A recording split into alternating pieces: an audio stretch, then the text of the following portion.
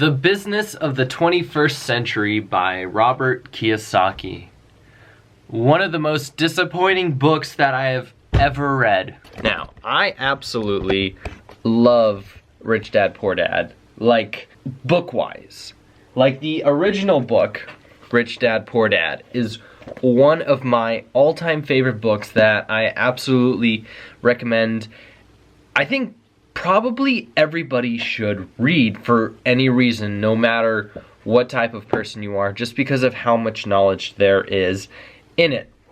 Now, because of that, I have picked up multiple different copies of Rich Dad Poor Dad books throughout my life, and I've got to tell you, they all have had wonderful information. Now, Rich Dad Poor Dad isn't the best company, I'm going to say, because they always try to pitch you things and they always want you to buy stuff. They'll have live free events, and then when you go there, they give you a pitch. And they do this with a whole bunch of different sales tactics. That's better. I went to a Rich Dad Poor Dad real estate event a few months ago with my friends, and fortunately I have the skills of knowing how to sell. I've read tons of books on selling, so I know how to avoid when I'm getting pitched to, but my friend that I went with didn't. So after they used all of their secret tactics, like putting a vision in your head, anchoring the price, pulling urgency, saying if you leave the room right now, you're not going to get that $100 discount as well as this other bonus. I had no intention in buying, but my friend looked over and she said, "Tony, are you getting this? Because I'm going to get it." And I looked at her and I showed her my notebook of me just writing all the sales tactics as a little lesson for myself. And instantly, she just said, "Wow," and we left, and we just had a good talk about the free information that they gave us. But they always try to upsell you stuff, so I wouldn't say it's the most honorable company, because even though I'm sure their stuff is good, there's always another step of you always having to buy stuff. But the book that I read, The Business of the 21st Century by Robert Kiyosaki, disappointed me completely. It's a feel-good book. That's what it is. And the reason why I read it is ridiculous. That's the word I'm looking for. One of my closest friends calls me up. He says, "Tony, I met a couple. They're 35 years old and they're about to retire, and they want to be my mentor." And I thought, okay, my friend's a college student who has no money, like, is hustling every day to get this engineering degree, and these two people out of the blue want to take him under his wing. That's awesome. I told him, "Props for you," and my friend said, "Yeah, and they told me I can't talk to you about the conversation we had at the table." I said, "Okay, that's fine, that's your business." But he kept talking about it as if something was like on his mind, and eventually I told him, "Just tell me what it is, what's going on." And he said, "They gave me homework, and the homework is to read the book, The Business of the 21st Century by Robert Kiyosaki." So I said, okay, well, anything by Robert Kiyosaki is obviously good material, so you should absolutely read the book. He reads the book, I read the book, I come back, and I tell him exactly what he's getting himself into, because the book is about network marketing. Now, I was incredibly disappointed with how he wrote the book.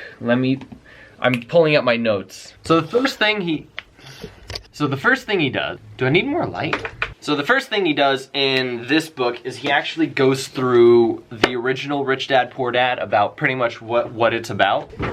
And then he goes through Cash Flow Quadrant, which are my two favorite books, absolutely on my recommended reading list by Rich Dad Poor Dad. And he just summarizes it. He summarizes them okay. I would honestly say just go through and read the books for themselves, because there's nothing you'd want to skip in there. You'd actually go through and read every single page. But after summarizing his books and his life works, he goes on to say that he has a friend who runs a network marketing business, and he clearly states in the book, "I've never ran a network marketing business." and he's writing a book about it. So like right after reading that, I wanted to just put the book down or like throw it away, because it's like learning business from a business professor that has never started their own business. It's like when I'm in class and I get a screenwriter who comes in as a guest speaker and talks about their screenwriting experience when they've never published a screenplay that actually made a movie out of it. It drives me crazy. But Robert goes on to say that he had a friend who did that, and his friend gave him all the knowledge that gave him the possibility to write this book.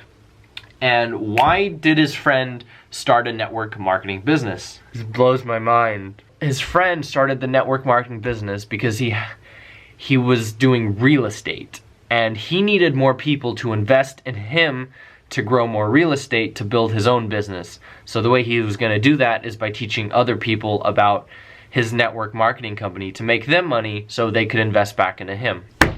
Brilliant. Win-win. Win-win situation. Everybody wins there, right? Maybe one person wins more than the other, but you know. This is why I say this is an incredibly feel-good book. Because all it has to do is with the positives of network marketing. And I gotta say, there are a couple positives, but there is a sure of a hell of a lot more negatives in network marketing. But Robert just starts listing a whole bunch of those feel-good aspects of why network marketing is the greatest thing in the world. He says that it's a great place for starters to learn anything about business, and I'm gonna be honest, I agree with that. If you've never done anything ever business related, and the first thing you come up to is to be part of a network marketing, it might be beneficial because you'll learn of a hell of a lot of things through that network marketing. You may not make a lot of money, but you will definitely learn a lot about business. And that's pretty much the end of the book. I honestly don't recommend that book at all. But my friend calls me back and he says, "Tony, did you read the book?" And I say, "Yeah." And he said, "Isn't it the greatest thing ever?" My gears start clicking. I've been around the business networking game for quite some time now, and I've met plenty of network marketers who have tried to sign me up, but I've shot them all down into the water. And I asked my friend, I say, "I think they're going to recruit you, and I think you're going to be wasting your time. I could be wrong." I always say that because I never want to try to offend people or push my judgment. But I say I could be wrong. They could be nice people, but from my experience, having them do this homework, where you read a book about feeling good about network marketing, the next time you go in, they're gonna pitch you to join their network marketing program, and you're gonna be the bottom of the barrel. And you're going to be working for them, and they're going to be making all of the bank, and you'll be making the minimalist commission ever. That was the first time my friend has ever realized that network marketing might not be the best thing for his position. The funny thing is, he kept messaging me the rest of the night. I was trying to go to sleep, and he kept sending me articles about why network marketing fails, why you shouldn't join network marketing, how every single network marketing interview is the same, and I read it, and the story he told me and the article was the exact same of what happened. I'm actually going to link that article in the description because I think it was incredibly funny. But he comes up to me the next morning and he says, "Tony, I'm done talking to those people." And I'm like, "What if they were nice people, man? You could have totally, you know, maybe started something." And he said, "No, I Googled them. One is a waiter and the other one works at Chick-fil-A." And he says they obviously don't have credibility, and I know for a fact it's a bad network marketing thing, and that's what they're gonna get me into. So I want to thank you, Tony, for keeping me away from that.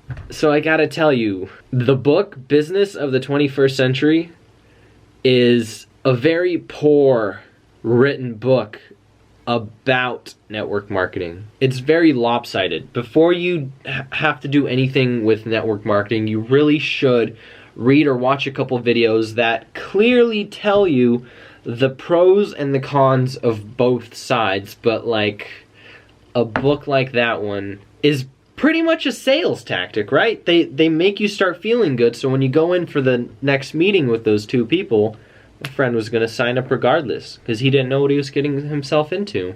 But his other books, like Cash Flow Quadrant or the classic Rich Dad, Poor Dad, they're both sides of the coin. That's why I love these books, and this one was just trash. I'll go ahead and I'll put the links below to these 3 books, and you can pick them up and you can read through them and you can go ahead and make your own decisions. I'm gonna say these 2 I recommend. Business of the 21st Century. Don't even bother touching that book. Or do, and tell me all about your horrible experience with it, or great experience, you know, because I could be wrong. So until then, this has been Tony Sticks, and may you guys have a wonderful day. Bye-bye.